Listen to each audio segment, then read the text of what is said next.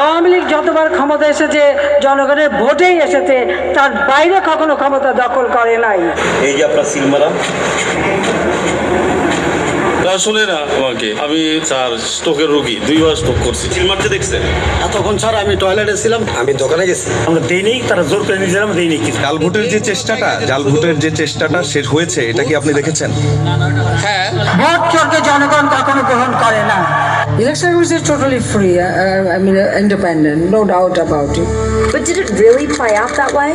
আওয়ামী লীগের 15 বছরে আমরা দেখেছি রাতের ভোট ও সাজানো ভোটের নির্বাচন, দেশের দখল হারানোর নির্বাচন। আর 2024-এর জুলাই গণ অভ্যুত্থান ছিল দেশের দখল ফেরত নেয়ার ও ভোটাধিকার পুনঃপ্রতিষ্ঠা করার অভ্যুত্থান। তাই আগামী নির্বাচনে আমরা দলে দলে ভোট দিয়ে দেশের দখল বুঝে নেব। দেশের চাবি আমাদের হাতে।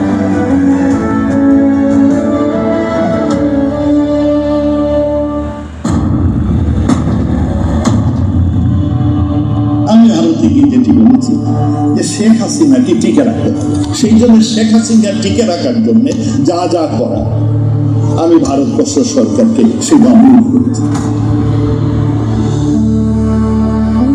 সেই সব অধ্যায় পেছনে ফেলে হাসিনা যখন ক্ষমতায় আসে তখন আমার বয়স 7। তোমরাও হয়তো কেউ আর অথবা কেউ নয়। আমাদের ওই সময়ের ছবিগুলোর দিকে তাকালে বিস্মিত হতে হয়। এই ছবিগুলো দেখলে কি বোঝা যায় এরাই একদিন পৃথিবীর নিকৃষ্টতম ফ্যাসিস্টদের একজনকে বিদায় করবে? অবিশ্বাস্য, বাট উই ডিড ইট।